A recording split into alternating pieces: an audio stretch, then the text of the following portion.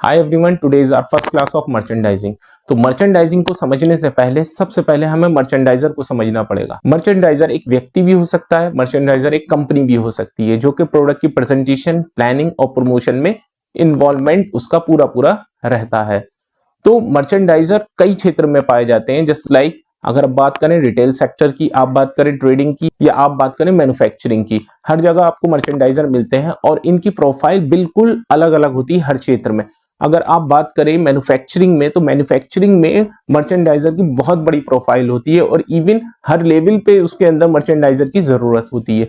Just like सबसे पहले product बनने से पहले ही मर्चेंडाइजर की रिक्वायरमेंट होती है। पहले उसे समझना पड़ता है किस तरह का प्रोडक्ट जो है उसका कस्टमर मांग रहा है। As per the requirement of the buyer उसे प्रोडक्ट को तैयार करना पड़ता है एक गिविंग प्राइस में, मतलब जो भी एक उसने प्राइस दे रखा है, टारगेट प्राइस जिसे बोलेंगे, उसमें ही उसको उसे बनाना है प्रोडक्ट को, और टाइमली बनाना है। एक लीड टाइम दिया होता है, उस लीड टाइम के अंदर अंदर उसको वो प्रोडक्ट डिस्पैच भी करना होता है, और क्वालिटी के साथ सारे क्वालिटी के नॉर्म्स को फॉलो करते हुए उस प्रोडक्ट को बनाना है। तो इसमें सोचिए मैन्युफैक्चरिंग यूनिट में कितनी ही ज्यादा डेप्थ होती है और हर जगह मर्चेंडाइजर की जरूरत भी रहती है। इवन आप अगर मैन्युफैक्चरिंग की बात करें तो मैन्युफैक्चरिंग हर लेवल पर मर्चेंडाइजर अलग हो जाता है। कोई पता चले सैंपलिंग में मर्चेंडाइजिंग कर रहा है, तो कोई कॉस्टिंग में कर रहा है, तो कोई कम्युनिकेशन करता है बायर से। अगर मैं बात करूं रिटेल की, तो रिटेल में बहुत ज्यादा और भी काम होते हैं मर्चेंडाइजर के, डिस्प्ले वगैरह, प्रमोशन वगैरह, बहुत सारी चीजें आ जाती हैं। और ट्रेडिंग में एक अलग प्रोफाइल रहती है।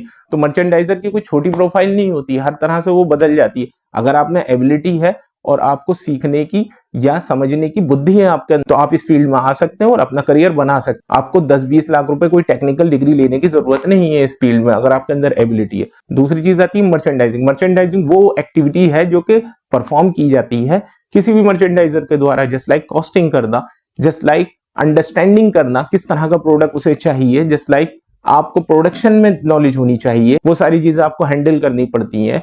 आपको प्राइसिंग की नॉलेज होनी चाहिए, आपको मार्केट में जो कच्चा माल आपको चाहिए उसकी नॉलेज होनी चाहिए, और आपका कॉम्पिटिटर क्या बेच रहा है, उसका क्या तरीका है बेचने का, वो सारी चीजें आपको मालूम होनी चाहिए। तो बहुत बड़ी प्रोफाइल है। तो पहली होती है प्रोडक्ट मर्चेंडाइजिंग, दूसरी होती है विजुअल मर्चेंडाइजिंग, एक होती है रिटेल मर्चेंडाइजिंग, फिर आती है डिजिटल मर्चेंडाइजिंग, फिर आती है ओमनी चैनल मर्चेंडाइजिंग। और सभी मर्चेंडाइजिंग की जाती है किसके द्वारा? एक मर्चेंडाइजर के द्वारा। तो आप सोचिए कितना बड़ा स्कोप है। अगर आप इसके अंदर ध्यान लगाते हैं तो आप किसी भी फील्ड में, वेदर रिटेल हो, ट्रेडिंग हो, या फिर आपका मैन्युफैक्चरिंग हो, आप उसके अंदर अपना करियर बना सकते हैं। पहले बात कर लेते हैं हम प्रोडक्ट मर्चेंडाइजिंग की। तो प्रोडक्ट मर्चेंडाइजिंग में क्या रहता है, जो मेनली अगर मैं बात करूं एक मैन्युफैक्चरिंग प्रोस्पेक्टिव से, आपको किस तरह का प्रोडक्ट बनाना है, किस क्वालिटी में बनाना है, किस रेट के अंदर बनाना है, वो सारी चीजें आपके प्रोडक्ट मर्चेंडाइजिंग में आनी चाहिए। अगर रिटेल में बात करूंगा तो थोड़ा अलग हो जाएगा, तो वो फिर प्रोडक्ट को समझना पड़ेगा किस तरह से आप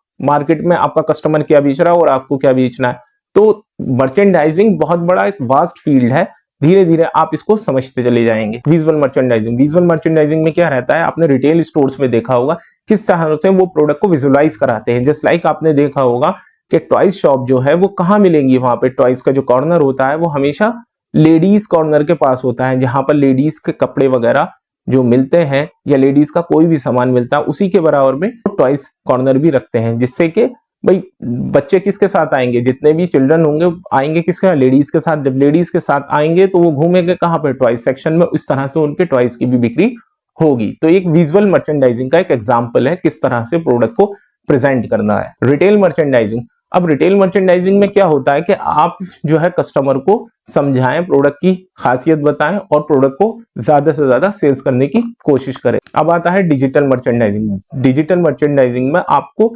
डिजिटलाइज तरीके इस्तेमाल करने पड़ते हैं जिससे कि प्रोडक्ट की सेल्स बढ़ाई जा सके। इसके अंदर आपको ईमेल्स वगैरह भी करने पड़ते हैं, इसके अंदर आपको हो सकता है व्हाट्सएप वगैरह पर भी काम करना पड़े, इसमें यूट्यूब पर काम करना पड़े। बहुत सारे जो तरीके हैं ऑनलाइन सेल्स के, प्रोडक्ट को ज्यादा से ज्यादा अट्रैक्टिव बनाकर हर टाइम कस्टमर को दिखाकर, जिससे कि प्रोडक्ट की सेल की जा सके। Omni channel merchandising, omni channel merchandising में हर एक चीज आपको इस्तेमाल करनी होती है, चाहे वो ऑफलाइन तरीका हो चाहे वो ऑनलाइन तरीका हो, जिससे कि आप प्रोडक्ट की बहुत अच्छा प्रमोशन कर सके, चाहे उसमें एडवर्टीजमेंट हो, चाहे उसमें प्रोडक्ट की रिप्रेजेंटेशन हो। तो प्रोडक्ट को ज्यादा से ज्यादा कस्टमर पर पहुंचाना और उसको एक अट्रैक्टिव लुक में प्रोडक्ट को प्रेजेंट करना, चाहे वो ऑफलाइन करें आप इसमें, चाहे ऑनलाइन करें। ऑफलाइन के भी बहुत सारे तरीके, ऑनलाइन के भी बहुत सारे तरीके हैं। स्टोर्स पर जाइए, ऑफलाइन के लिए बहुत सारे स्टोर्स होते हैं, बाइंग हाउस होते हैं, वहां जाइए। और ऑनलाइन के तो आपको मालूम ही है, दीगर सोशल मीडिया नेटवर्किंग है, बहुत ज्यादा बड़ा एक सोशल मीडिया हब है, वहां या अपनी वेबसाइट के द्वारा या अपनी एप्स के द्वारा आप प्रोडक्ट्स को बेच सकते हैं। तो ये कॉमनली 5 तरह की मर्चेंडाइजिंग होती है। अब सोचिए मर्चेंडाइजर का कितना बड़ा रोल है और कितनी बड़ी फील्ड है। आप किसी भी क्षेत्र में अपना करियर बना सकते, जिसमें आपका मन लगता हो उसके अंदर आप ये करियर बना सकते हैं। इजी है लेकिन दिमाग का खेल है। ऐसा नहीं है कि बहुत ज्यादा मैं कह दूं आपसे इजी है। अगर आपके अंदर हिम्मत है तो आइए, वरना फिर अपने घर जाइए।